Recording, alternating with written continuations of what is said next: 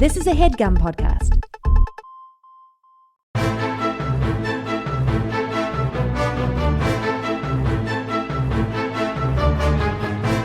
Hello and welcome to The Complete Guide to Everything, a podcast about everything. I'm one of your hosts, Tom. And I'm Tim. Tim, how are you doing this week? Tom, I am relaxed. Why Look at me. I look great. You look all right. I look well rested. I look happy. You are smiling at the moment, so yeah, that is accurate. My famous Timmy Time smile. That's what they call it. No, that's not what they call it. I mean, you weren't even really smiling. I was being generous. Well, your generosity knows no bounds, Tom. Well, Thank you very much. I'm known for my generosity in a lot of circles. It just seemed like I'm saying I'm agreeing that you're happy, but I don't know that you're happy. You could be lying to me. That smile could be hiding a frown. Well, that's true with anybody. Yeah. This is why you should just be kind to people. That's true. Even people where you're just like, I don't need to be nice to this jackass. Look how happy he is. Right. He's happy at a time like this. You know what? He doesn't need me being nice to him. No, that could be masking something, some deep sadness. And if you see somebody smiling, that's no reason to assume they're happy. Walk right up to them and ask them what the hell's wrong. Ask them what's wrong with them. Yeah, what's wrong with you, Smiley? Yeah, what are you smiling for? What's wrong? What's the big idea? Smile?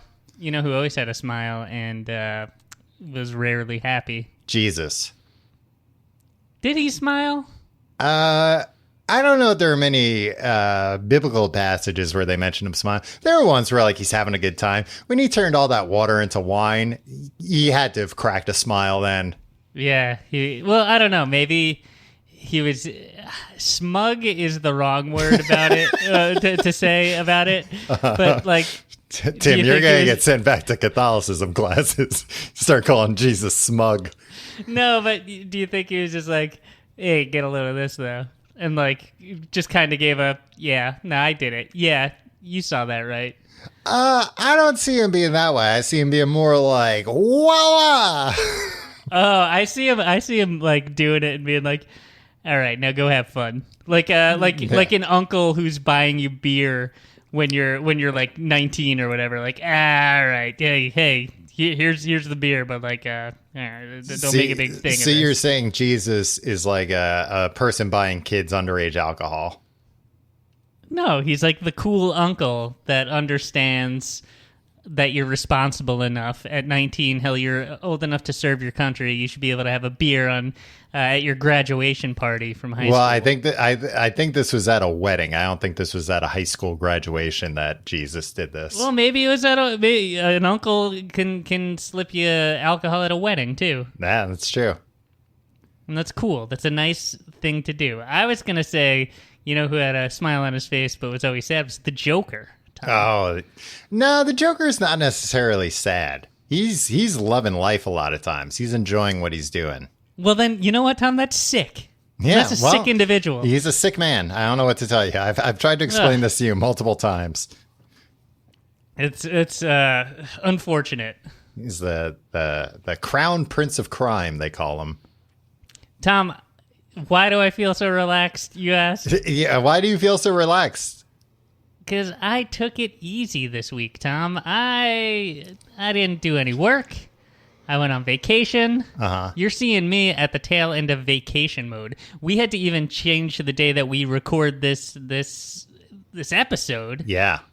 Because I was out catching rays. I was out kayaking. I was out walking through the wilderness. And I was at, on two separate occasions, a drive-in movie theater. Two? Holy.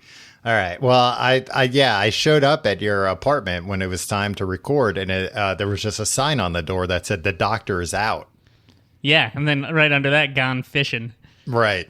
And I was like, I don't know. I guess he went on vacation or something. I really couldn't make heads or tails of it because you're not a big fisher, and you're also not a doctor anymore.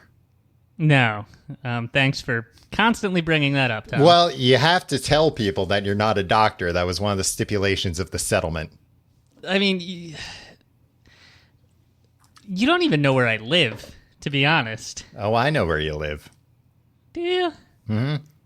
I know where you live. Oh, I don't know where you've moved since. Yeah, I don't know. I have a vague idea where you live. And by vague idea, I mean, I like know what the building looks like, but I have no idea how to get there. Yeah. But that's true So, of most people I know. Yeah, I haven't been to, I don't know. We don't hang out at apartments. I feel like No. 10, especially 15 now. years ago. Yeah. But like even, I lived at my last apartment for 4 years. Mm-hmm. You were there once, maybe twice? I was there a few times. You weren't always there, but yeah, I'd been there a bunch of times. What's the implication there, Tom? The implication is anything you want it to be.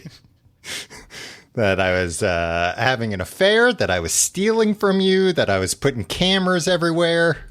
that third one isn't as like that's not where most people's minds would go immediately. Well, most people... Tom's mind immediately goes to the toilet cams. Well, most people should check their fire detector, make sure it's not a secret camera. That's all I'm saying. Tom, I says I went to the drive-in movie theater. Yeah, and that's what this episode's going to be on. Now, you were like in upstate New York? Is that where you were? Yeah, I was in the Hudson Valley. They get mad when you call that upstate. People from upstate New York get mad, and people from the Hudson Valley get mad when you call it that. Anything that's not long... There's Long Island, New York City, and upstate. See, this kind of talk in the Hudson Valley or in Westchester will get you beaten within an inch of your life, my friend. But that is upstate from New York City and Long Island, where the vast majority of the population of New York lives. No, but what about Westchester, Tom? That's upstate. It's not very far upstate, but it is upstate. Now, you're... According to who? According to you, right? This is how you think of it. According to me, according to any... I mean, Tim... There are some days that I consider the Bronx upstate. Again, Tom, this is coming from someone who has lived his entire life in Long Island or one of the 5 boroughs. Right. So that's what I'm saying. saying. Of course you're going to think, you've lived literally on this island your entire life. The majority of people who live in one of the 2 places I live in think of all those areas as upstate. So that's what it is. Okay. Well, yeah, I was... And I'll tell you, and when I went to school in Maryland, when I lived in Maryland, they didn't even know that we had an upstate. They didn't even know that existed. They were like... Have they ever seen a map? New York City and Long Island. No, they thought that part of New York was Pennsylvania the whole time. They must have thought... Then what did they think Pennsylvania was? Transylvania. That's why they were so... That's why whenever any school from Pennsylvania came, a lot of times they just got a bye. They just got a free because the other team was too scared to show up. Yeah, your team just... I think you should have gone to a better college. Yeah, or at least hung out with a better crowd. Yeah. That weren't so afraid of vampires all the time. I hung out with all the jocks, the football team, the basketball team. They were like, oh, your people. Yeah. Like, I don't know about this weekend's big game. Like, come on, grow a pair. So I went to a drive-in movie theater, Tom. Okay. When's the last time you've been to a drive-in movie theater? How many times in your life do you estimate you've been to a drive-in movie theater? Well, I've talked on this show about the time I saw Dick Tracy in a drive-in movie theater and RoboCop was playing behind it and it was incredibly violent. And you just got to see all this like insane violence happening behind it. I mean, why weren't your eyes glued to the screen when you saw Dick Tracy, though? Well, you had God, you had little face. Yeah, and they were all killed in the first 2 minutes. Dick Tracy was a very boring movie. I remember as a kid being so hyped for it because that was like right after Tim Burton Batman, right? Yeah, I think so. So it was like, it was like a very similar style, like the Art Deco type stuff, where it's like, oh yes, another movie like Batman, which was maybe the best movie I've ever seen. And then that happens, and it's like, oh, there's just like a lot of Warren Beatty talking to Madonna in this movie. And as a kid, I can't imagine a conversation I'd be less interested in. Yeah, it was weird to me how heavily marketed to like 9-year-olds that movie was for what that movie was. Of course, I became obsessed with it, as most kids did, before even seeing it, just based on the marketing alone and the McDonald's commercials. I swear to God, all those fun villains like Flat Top and Little Face. Who else was there? I don't know. Muggsy or something. Those are the two that you keep naming. Yeah, but there were a ton of them. Mumbles, right? Yeah. That was, what's his name? Al Pacino? No, Al Pacino Dustin was Hoffman. Big. Yeah, Al Pacino was Big Boy. Right. But they had all these fun villains, and I swear to God, those guys were in the McDonald's commercials for longer than they were in that movie. Yeah, because they had like bright suits and like a lot of prosthetics to make them look like crazy, like comic books come to life. Yeah. And then nothing. Yeah. And then, like, they were... How old was Warren Beatty at the time? Like, 45, and he was like, I still got my mojo, right? Like, yeah. It was one of those where he's like, I was a sex symbol, but now I'm gonna... A new generation's gonna love me. I thought his name was Warren Baby, which I thought was a funny name. Right. I went and saw that movie, and you're right. It was the most boring movie I'd ever seen in my life. Yeah, I don't think I ever saw it again. So I definitely remember seeing that at a drive-in. I feel like I have a vague recollection of maybe going to a drive-in in high school that there was like one left, and it was like far from where we grew up, and I went to that maybe. Was it upstate? It wasn't that far. It was still somewhere on Long Island. But yeah, I think that those in high school would have been the most recent time that I saw it. So 5 years ago.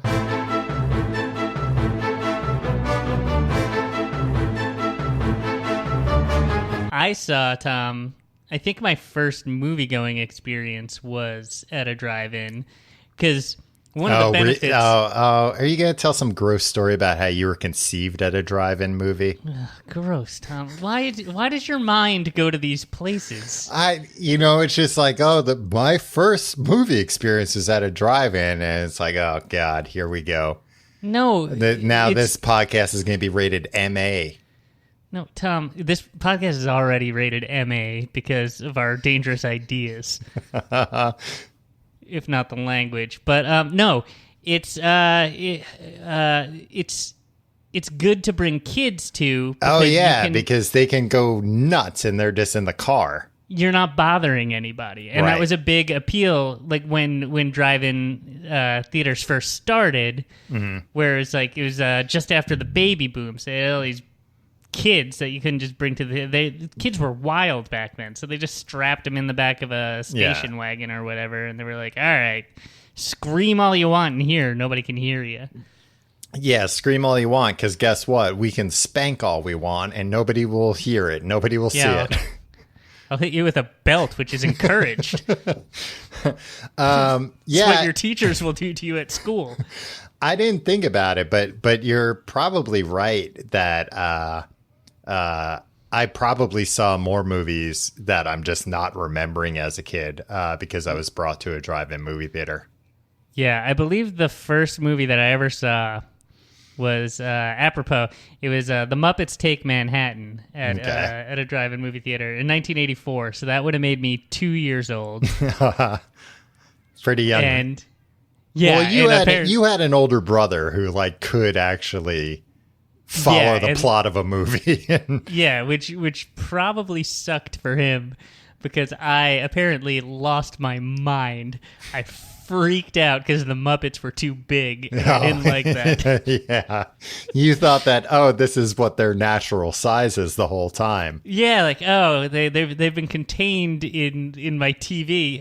Muppet Babies at the time. Yeah. And then I saw them in all their horrifically giant glory. Look, I knew he was a big bird, but this is ridiculous. Big Bird was not in the Muppets Take Manhattan. No, he was. Oh, he was in the Muppet movie Hitchhiking, right? Yeah. Okay. So sorry, Jesus. If the listeners could see the dirty look you gave me for not knowing that. Tom, I was in a good mood when we started this episode. And then the only other drive-in memory I have from childhood is that I saw Short Circuit 2 there with my family. Oh, maybe I saw that. I have like vague recollections. I don't know. I feel like my parents wouldn't have taken me to see a Short Circuit 2. Why? They didn't love you? No, I think they were just like, look, this isn't going to be a good movie. Like, the robot's not going to be in every scene, and that's going to upset you. I think the robot was in most scenes. I remember just getting really sad. At one time, I think Johnny Five gets powered down, and you're meant to believe that he's dead or something. Yeah. But then he comes back and he goes, Johnny Five alive or something, right? Yeah, Johnny Five's still alive, I think. Yeah, but I just remember a pit in my stomach. You were like, really no, it's not. It's not the same. He's seen the other side. He's changed now. Yes. So that was, I think, the last time I was at a drive-in movie theater. Okay, so a very long time.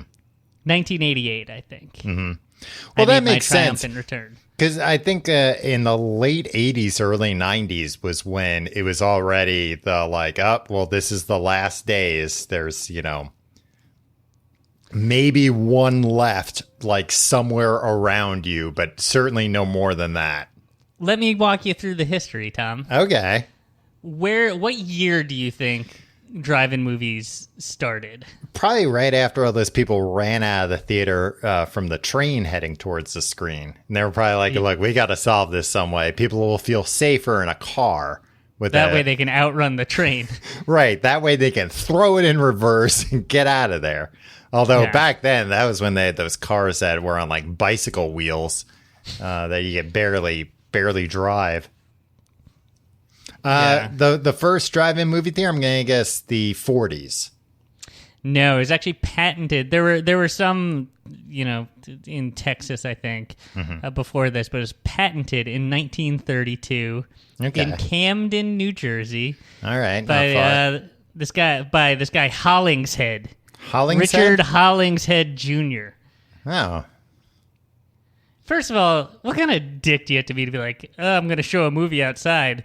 Let me register for a patent on this. Come on, man. Well, I mean... Come on, Hollingshead. Did he have to do something different, though? Like use a more powerful projector or change the magnification or something like that?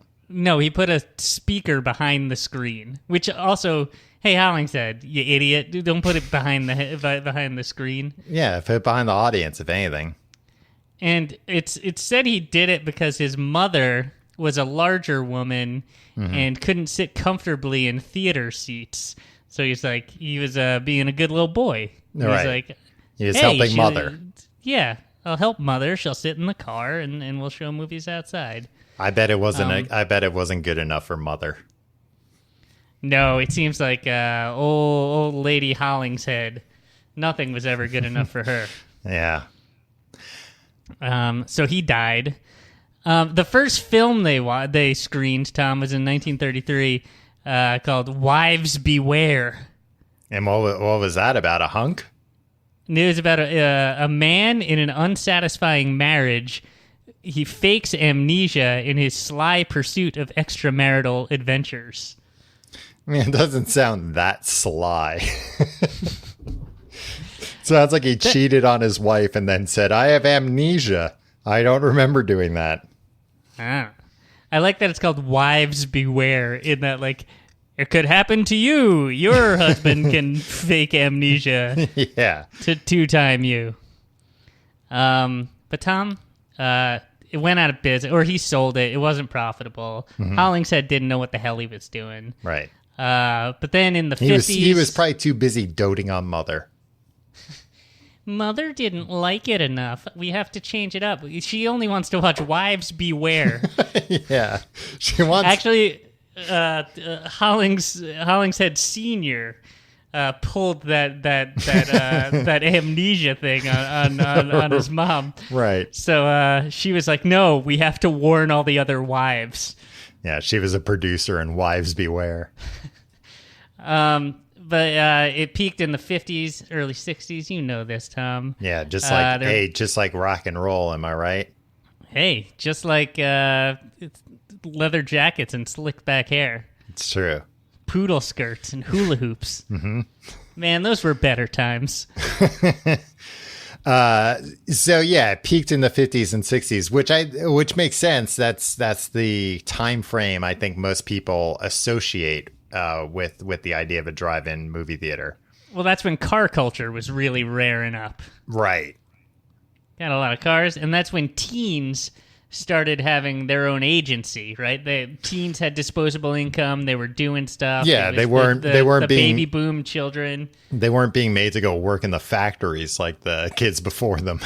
Yeah, and they were like, okay, I'm going to take this car, and me and my gal are going to steam up the windows while pretending to watch a movie. Yeah, and I unlike generations before me, I don't have a factory to work at as an outlet for all this horniness.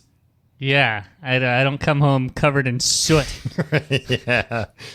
I come home horny with money in my pocket, looking to neck somewhere private. The media started calling drive-ins passion pits. Ooh, like the band.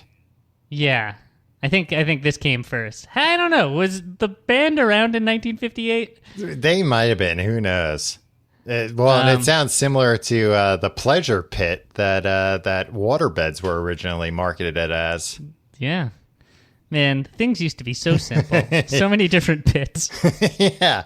Nowadays, you'd be hard-pressed to find a pit to go hang out with your gal in. Yeah, let alone one filled with pleasure or passion. Yeah, Jesus. Maybe you can find a pit of sorrow somewhere if you're lucky.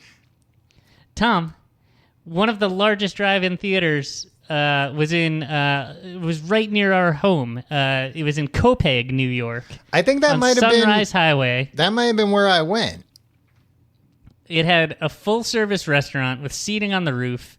Had a trolley system to take children and adults to a playground. Tim, that doesn't sound like a full-service restaurant if they make you sit up on the roof. What do you mean? Well, if it's full service, that means they've got a place for you to sit on ground level at least. They'll serve you, Tom. That's what that means. Oh, they'll serve you up on the roof. Yeah. Oh, I thought it was just like a shack, and they would sell you food, and they were like, "Do you have somewhere to sit?" And I go, "Yeah, go sit up on the roof." Yeah, asshole. Try the roof. Because that, in my opinion, is not full service. No. Now it's a Home Depot and a Target and a Red Lobster, Tom. Well, that's great. We don't have enough of those, so. Yeah. But, Tom, it all came crashing down. There were 4,000 drive-ins in 1958. Okay. Everybody was driving cars and stuff. And then the 70s came. This is weird to me. Okay.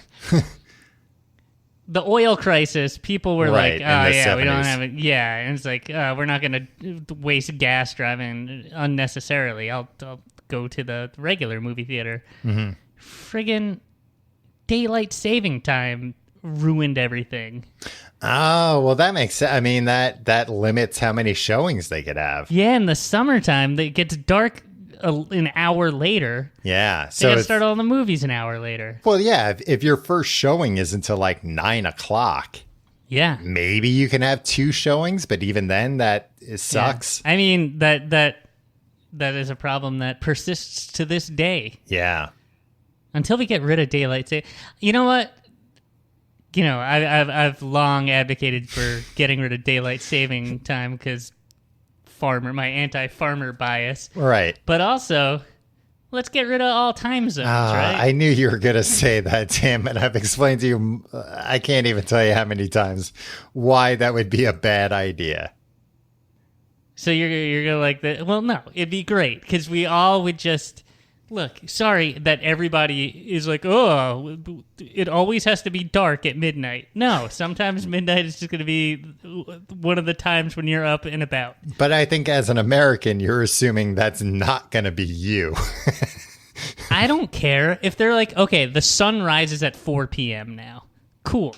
We're just calling it 4 p.m. Nothing about my life changes. But what about when you hear somebody from from Iran or something, and they're like, oh, I had to get up at 8 in the morning, and you're like, I have no frame of reference if that's late or early. I don't have any friends in Iran, Tom. All right, so I don't want to get further into this. What else about drive-thrus? Drive-ins. Drive-ins. Tom, please be respectful here. Have there ever been drive-through movie theaters, like a Blockbuster with a drive-through window? Maybe. I mean, that's what we'd be doing right now. Some Blockbuster curbside pickup, right? Yeah, I guess back then it was like you would have to have called or faxed them ahead of time. So then it's like, well, how much convenience am I really saving myself? Why would you fax them? I would fax orders to Chipotle all the time when I was in college. Really? When you were putting in like a big order, it was way easier to just write it all down and fax it to them than it was to like call and be like, all right, I need one of this and one of this. All right, read it back to me. Yeah, but if you're going to the video store, you're just like, hey, one Fight Club on DVD, please. No, maybe I'm looking to rent a bunch of stuff. Maybe I'm having a movie marathon. All right, how many movies? You're not allowed to rent more than 4 movies at once, right? Was there a limit at Blockbuster? I think there was a limit on new releases. Yeah, if they limited that now, people would show up with rifles. Yeah. If video stores were a thing, any kind of policy like, oh, it's my God-given right to rent 26 movies at one time. Yeah. I'm renting all 26 copies of Red Heat, and nobody's going to stop me. So people stopped going to the drive-in. So the drive-ins were like, all right, I know it'll get asses in the seat or cars in the parking spaces. X-rated movies. Yeah. All right. Now we're talking. Which seems bonkers to me because, like, it's one thing that if you show it in an enclosed room in a right. building, but this is all open air. People walking by could just see some smut. Well, most of the theaters, I feel like, try to make sure that they're really drive-in theaters, that there aren't like angles that you can that you can watch the movie from. But I mean, it kind of makes sense from a in the car perspective. Oh yeah, you can. I mean, and that's one of the pros of drive-ins. Not that you could pleasure yourself in cars, but that you have some privacy. Well, yeah, just that. I mean, look, you can in a regular theater, but other people are going to see you in this and that theater. Gets people into some trouble, right? And if you're the kind of person that doesn't like to pornographic movies. Right. I would be happy to go to a drive-in movie theater because, like, finally, I can sit here and watch all 2 hours of this pornographic movie without people constantly around me. Mm-hmm. I mean, but they would be. But they would be, but I don't care. From it. Yeah, exactly. Yeah, the windows are all fogged up. Yeah, what happens in the privacy of your car is none of my dang business. Think about how many tickets they could sell, too, because, people come in for, 5-10 minutes, and then they're back out, and you can sell that spot again.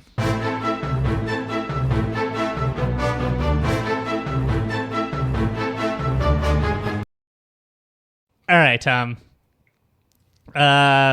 They declined, and now they're coming back. Wait, why did the pornographic movies go out of style?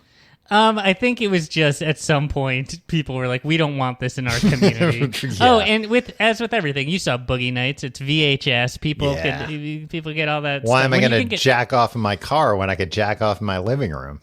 Yeah, exactly. And nowadays it's basement. like, well, now I got a laptop or a phone. Why am I going to jack off in the living room when I can jack off in the woods? where no Who's one saying will that? You? People, a lot of people are online are talking about it. That's a big thing nowadays. Do you remember there was like some show? I don't think it was Wonder Years, but there was like some show where they could watch drive-in movies from the roof of their house, and that was like how episodes frequently ended. Was it? It seems like something that would be on that 70s show. Maybe it could have been something like that. I want to say it was earlier. Yeah. And I just remember thinking like, holy cow. I remember being young enough to think that would be the coolest thing in the world, to be able to watch movies from my roof. Now I have thousands of movies at my fingertip essentially for free all the time. And I just go, oh, there's nothing to watch. Yeah. But there's something to, Tom, all right, this week I went and saw what was probably the worst movie I've ever seen in my life. The only saving grace was that it was 90 minutes on the nose. Okay. Unhinged, starring Russell Crowe. The movie that's so good that they released it into theaters during the pandemic with no other way to see it. Yeah, and with no marketing whatsoever. Yeah. Now, this is just like a modern Falling Down, kind of? Kind of, but it's not from the insane person's perspective. Well, then I'm not interested.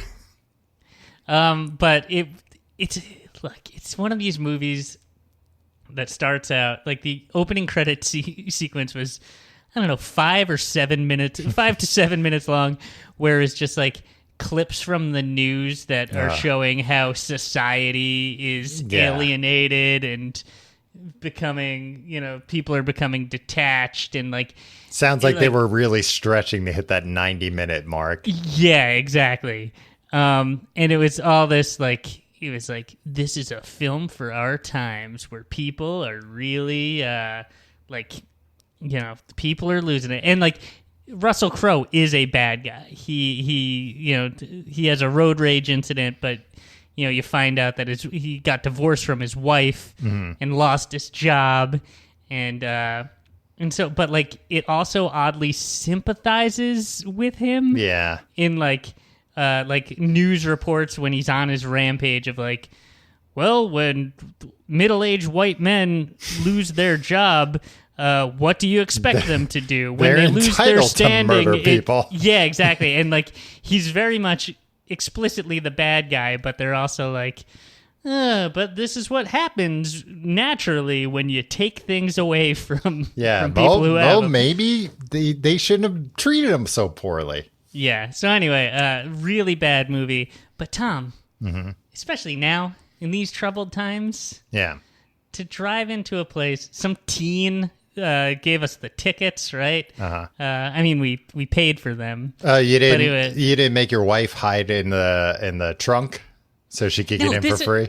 This is the thing, right? Because I see a lot of these pop-ups that are like in like Walmart parking lots and stuff. Drive-ins. Which they're good for these times, but I feel like I always see like, oh, this is $85 per car. $85? Right? For like those things, for those pop-ups. Oh, I thought that they were like $15. Well, no, this was like I went to a drive-in, what you would call upstate, that's been around since 1951, and it's been like continuously operating every summer. So it's $10 a head. Oh, so, wow. That's not bad at all. It was great. We went 2 nights in a row. Barely even worth making your wife hide in the trunk. No, but we did it anyway, for old time's sake. You both hid in the trunk and just put a brick on the gas pedal. Yeah. And the teen... He was like, oh, an empty car. I guess they were going to get in for free. Everything was a double feature, too. They had 4 screens, Tom. And now, did they have any creature features, though? Hard pressed to find a creature feature. Okay, everything was a double feature, though? Yeah. So you got to watch this Russell Crowe movie twice if you wanted? No, it was $10. We could watch Unhinged, followed by It. Oh, the first It? Yeah. Or the first new It. So Yeah. it was like a first run movie and then a movie that's on Netflix or whatever. In this one case, but there's only one first run movie out right now, so Right. that was one screen. The other screens were, and this was the program every night this week. Mm-hmm. The other screens, one was Space Jam, followed by Grown Ups, which Okay. I tried to convince my wife to not in on it. I really want to watch Grown Ups at a drive. And it seems like it'd be I'm nice. surprised that your wife wasn't like into Space Jam. I feel like she was into Space Jam. Okay. I think she was just like, I don't need to see Space Jam as a woman in my 30s now. I've seen it. The other one was Did Jurassic. she know you could jack off to it though and nobody would notice? She did mention that, yes. Okay. She was like, the pros and cons here. One was classic summer blockbuster screen, Tom. Mm-hmm. Jurassic Park followed by Jaws. Oh wow, yeah. Two Spielbergs is Yeah.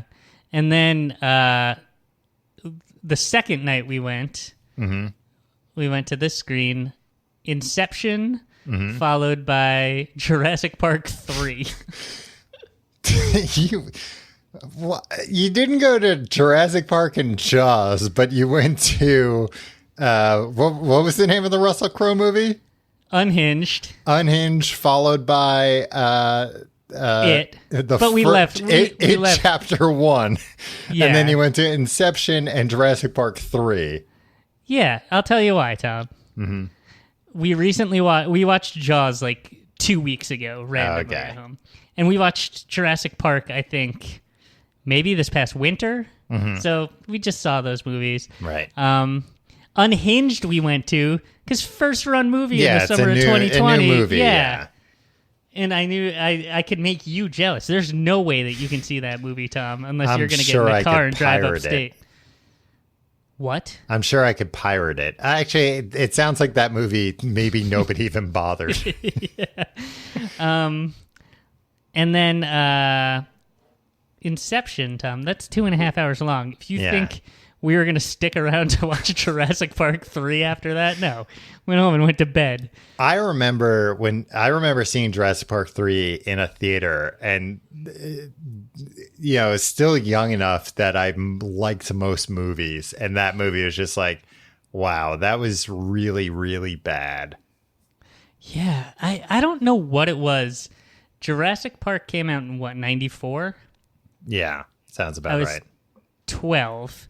It was hands down my favorite movie of all time. It was tied between that and Home Alone, right? Yeah.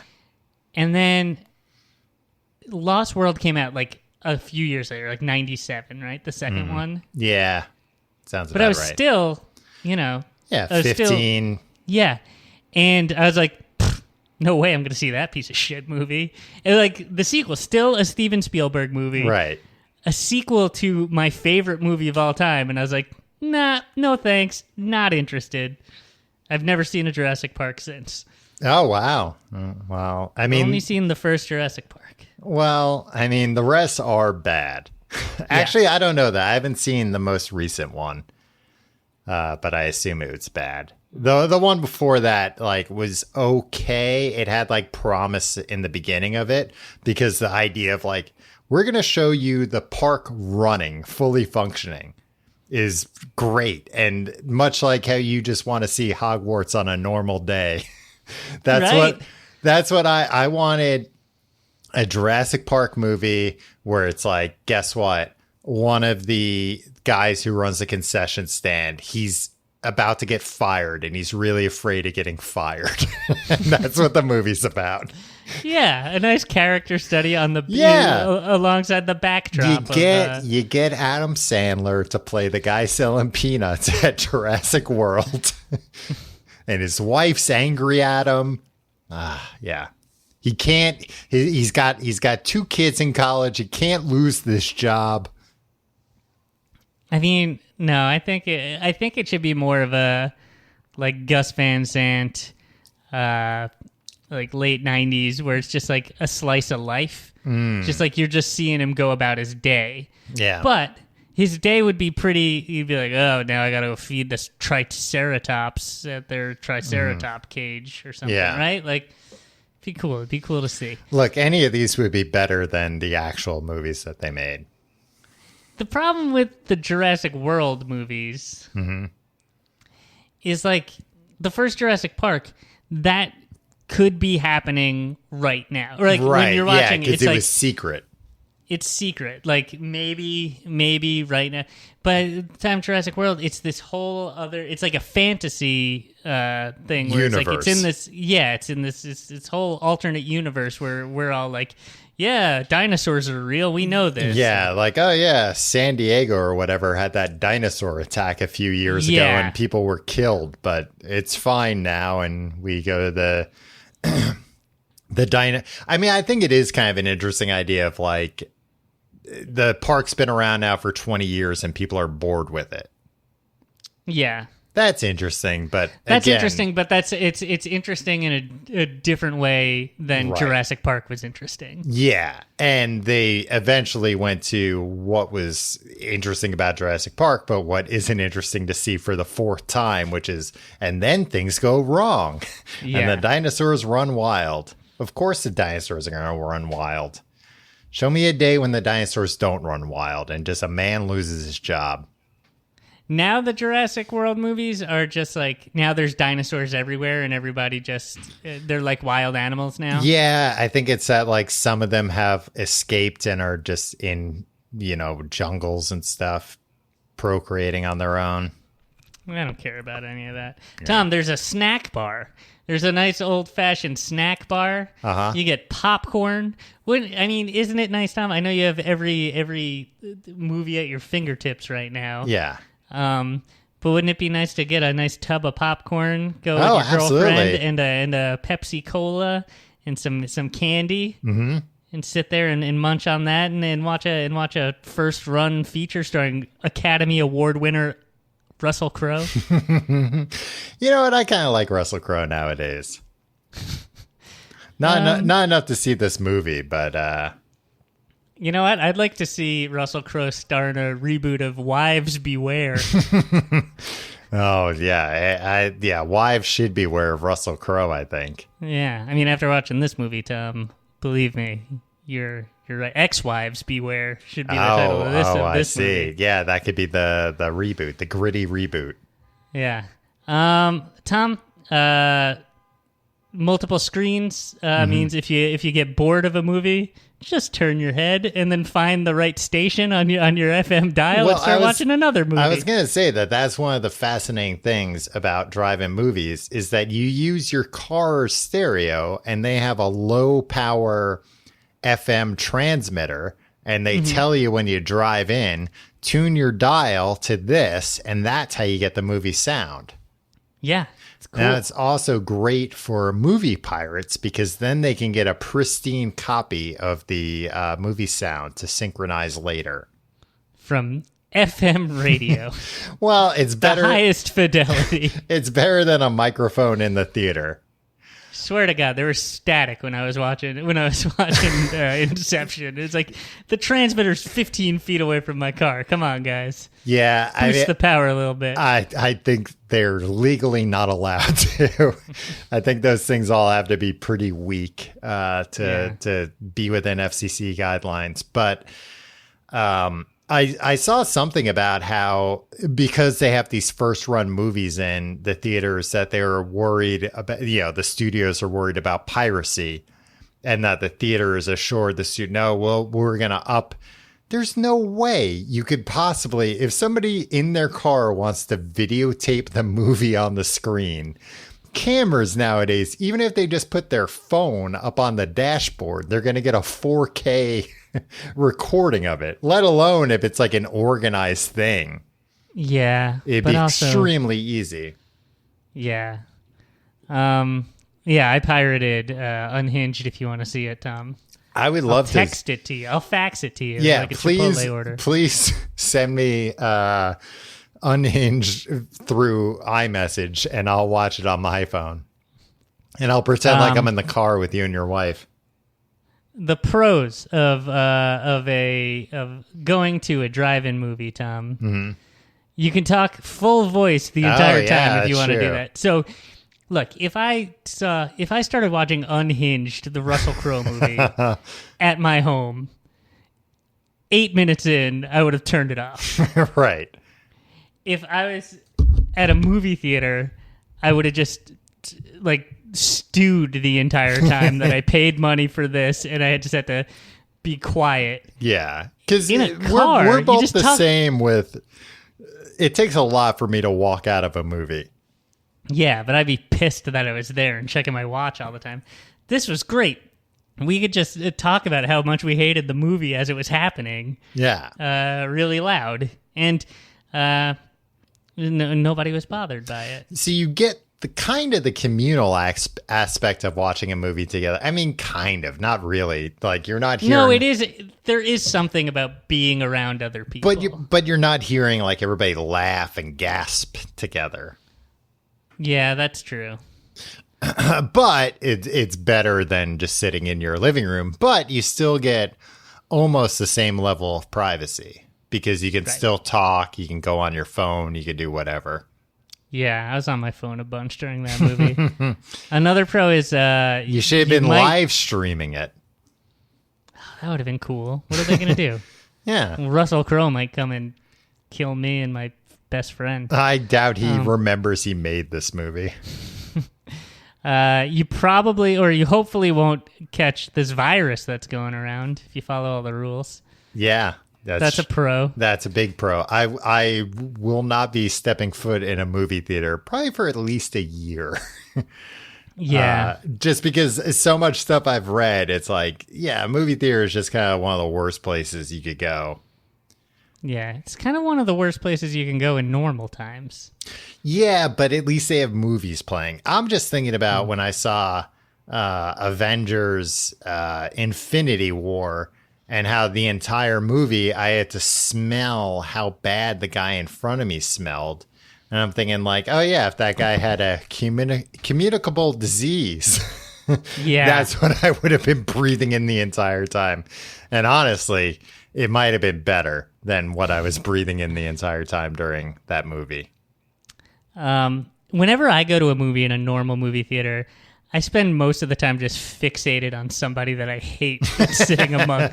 Yeah. Somebody that's doing something like, this asshole shouldn't be doing this. Who does this guy think he is? Man, I think I talked about this. It was probably a couple of years ago now, but like this guy came into the movie. I'm guessing he snuck in, but it was at I was seeing a movie in 4DX, and he came in like half an hour late. And I had like bought my ticket specifically, selected my seat so that nobody was around me.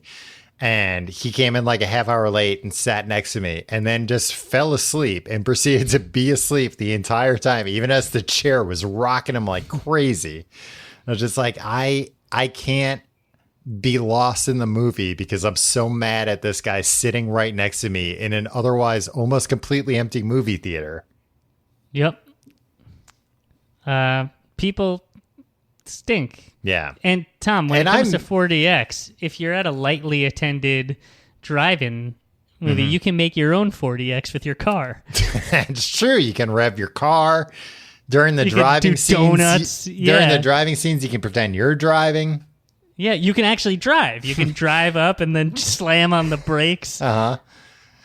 Jostle you and the rest of the carload. Yeah. Yeah. I mean, I very much miss going to movie theaters for sure. Like Yeah. I used to go to movies a lot, like, cause I have no qualms about going to movies by myself. So like I would go see movies, I don't know, a few times a month at least. Yeah. Also, in a drive-in, Tom, you can my main, and this might seem crazy to you, my main thing about movie theaters, I think they make the trailers really loud. Yeah. But then sometimes the feature presentation isn't loud enough. For Right. me. You can blast it in your car. And you can Make it as loud mute as the you want. trailers. Yeah. Tom, could you imagine going to a movie theater right now and being like, one for New Mutants, please. And then sitting in a theater for like 2 hours with a bunch of other people who would be going to see New Mutants right now. Yeah. Risking their lives. And then 2 weeks later being in a hospital. Being like, oh, New Mutants. Damn it. If they had only released this in 2017 when they filmed it. Yeah, when are you doing this? I am very interested in seeing New Mutants. I've told you, like, that's one of my hobbies. I feel like the past few years, I love watching a movie that's like a train wreck that has been not just reshot once, but reshot like 3 times and then re-edited with, like, even with the reshot footage, like, damn it, no, I don't know what we have to do. Can we make a movie 65 minutes long? No? All right. They should just make a movie 60. I would have liked Unhinged if it came in at 70 minutes, like Dumbo. So, yeah. I'll watch Unhinged eventually, I'm sure, because I'm curious about how this was done. But New Mutants, for that reason, that last Terminator Dark Fate, the last Predator movie where all of a sudden it's nighttime and nobody really explains why it's nighttime and why some of the actors aren't in the movie anymore. Like, I love those now. Tom, some of the cons of going to a drive-in movie. Whenever anybody turns on their headlights, it just ruins the movie for a few seconds. Yeah. Because you just can't see the screen. Yeah, I mean, you can't. It's dark. It's just distracting. And, like, people Right. are, like, driving around. You see it in your rear view mirror. It's I'm afraid that my car battery's going to die because I have my... you turn off your engine, but you have your stereo on. So the whole time I'm just like, am I going to have to look up how to jump a car? You don't know how to jump a car? I always forget which one, like... Which on one one you of the attach cars, to yourself? Well, no, there's... On one of the cars, you attach both to the battery. Yeah. And then on one of the cars, you only attach one of them, and the other one you metal. put on your hand. Yeah, exactly. Don't act like you know how to jump a car. I know how to jump a car. How do you do it? Explain it to me. The way I do it, Tim, is usually I just elbow the engine like the Fonz, and the car starts cool. up. Yeah. I'm also afraid that there's going to be a mass shooting when I'm at a drive-in. Okay. These people come in with their pickup trucks and they have blankets in the back, and I'm like, is there just an arsenal of like rifles under? But under at least you could blankets? drive away. That's the thing. I was very careful to be like, keys I are in was the very ignition. careful to always have the car in reverse, my foot on the brake, ready to go at any time. The only reason that was on my mind is because this drive-in was directly across the street from a giant gun shop. Oh, yeah. Like one of those guns places. Yeah. So I had guns on the mind. So you think people might buy a gun and be like, where can I try this? Yeah. It's easy access. Yeah. But I guess I'm afraid of mass shootings in normal movie theaters, too. Yeah, well, yeah, probably more afraid. Less places to I hide. guess any public place, I'm just, yeah. Also, it seems like it'd be annoying if it was crowded. There's a lot of people walking around. In the drive-in? Yeah. Oh, It wasn't crowded when I went. Oh, wait, what? So that's a con or a pro? It was a pro that it wasn't crowded when I went. But it tonight, could be crowded. Tonight is a Metallica event at drive-ins all across the country. Oh, okay. And I feel like they're selling tickets on like Ticketmaster for that. I think those are the things that are like $85 a car. Yeah. You get to watch a Metallica concert. I feel like, I don't want to be around like hundreds of cars. Yeah. Yeah, I remember even as a kid getting out of a drive-in movie theater was like a pain in the ass. Just because, a lot of cars are all leaving at once. And at least where we grew up on Long Island, people have zero tolerance for like waiting in a line of any sort. So people just immediately start honking or trying to cut the line or whatever. Yeah. Quibi is in drive-ins now, Tom. I saw that this The Stranger, a new Quibi thing, is in drive-ins. Is that based on the Billy Joel song? If it were, then they're missing a trick, not having BJ himself promoted on Twitter. No, I read the description and it sounded pretty good as far as like a thriller goes. But I'm not gonna watch a Quibi on my phone. You think I'm gonna go watch it in a movie theater? Yeah, I got a 3-month free trial of Quibi. I watch it for 4 seconds. How come?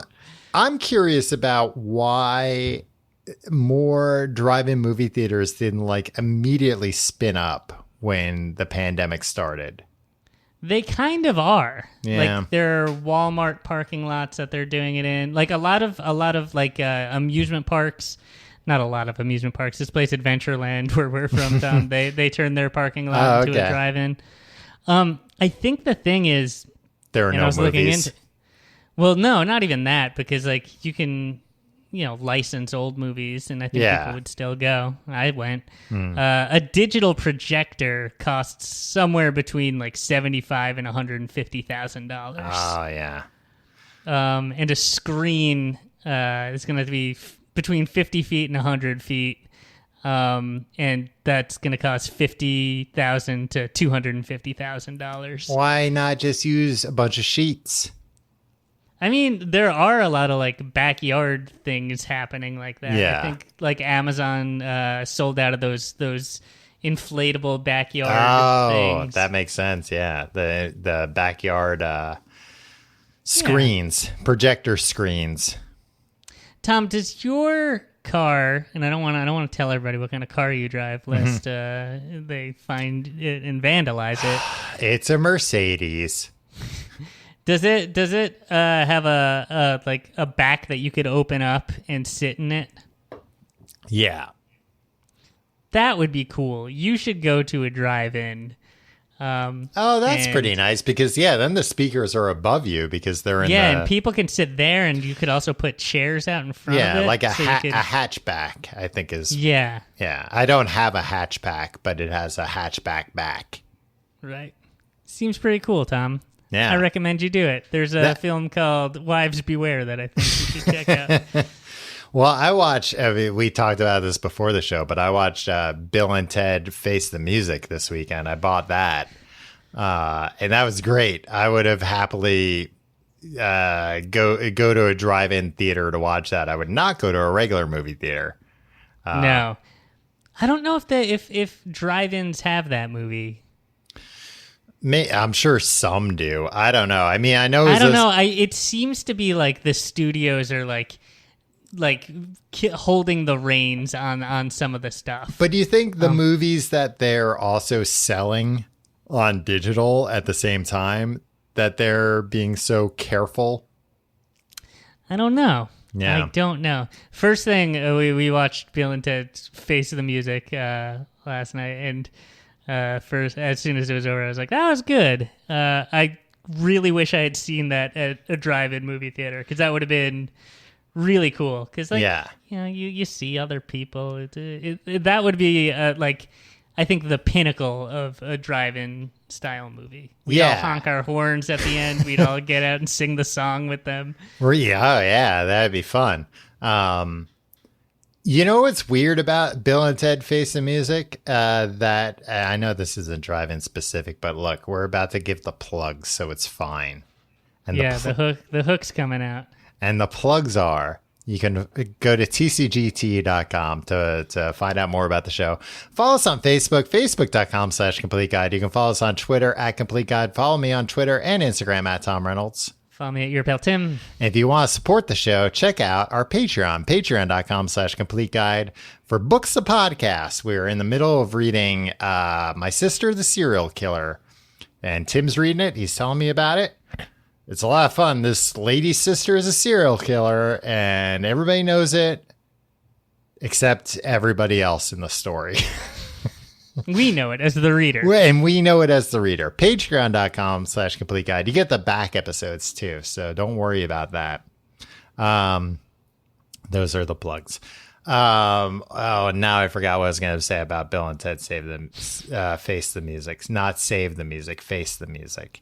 But you teased something and then you forgot? Yeah. It was just a good movie. I would have liked to watch it in a movie theater. That would have been fun. Oh, I remember what I was going to say as I was just saying nonsense just now. That like, oh, that's what you wanted to say? It made me a little wistful almost because there have been a handful of, digital releases this summer. Some movies got pushed to next summer. Some got pushed into the fall or the winter. I don't think those are going to see at least a U.S. release. Some like Tenet are getting, the foreign release and then a U.S. release, but no digital release yet. Right. Bill and Ted was like the only real like sequel movie this summer. Like franchise it's the only movie. Franchise thing, yeah. And most summers there's a dozen franchise movies. So it actually made me a little sentimental for like finally a movie where I know all the characters very well. And we'll be back to that soon enough, Tom. Don't you worry. God, I hope so, because I hate learning about new characters and new situations. I want the old characters I know and situations I'm familiar with. I think the drive-in would be the ultimate way to see that, more so than a movie theater, because I do not like people that applaud for the familiar. Right. And that would happen all the time, right? Like it every would time certainly there was happen. any kind of callback, and it would be guys like us turning to their wives or girlfriends and just being like, so that's Rufus, right? And George Carlin sadly passed in 2008. And you'd have to hear people mansplaining to their dates about the Easter eggs and stuff. That's one thing, and that's certainly not fun. But the people applauding at things because they recognize it. that would drive me nuts. The first time they showed the phone booth, people would have been like, whoa, yes! Especially with a movie like that, where it's like, yeah, there's only 2 other movies in this series. None of these references are deep cuts. We're here because we all know that, yeah, there's a phone booth and these are things Bill and Ted say. Yeah. Also, I wouldn't want to be around people our age, like bringing their unimpressed kids to it and trying to get them hyped up for it, and then hearing them as I'm leaving the theater being like, it was okay. Yeah. Or hearing them say, that was my generation's Dick Tracy. Harsh. Yeah, exactly. I'd be like, kid, that's brutal. Come on. Yeah, get the fuck out of here, kid. But yeah, so in summation, go rent or buy Bill and Ted Face the Music. It was great. It wasn't great. It was very good. I liked it a lot. I had very low expectations for it. It exceeded those low expectations. It didn't break the genre or anything, but it was fun and it was true to the spirit of Bill and Ted. Agreed. We'll see you next week.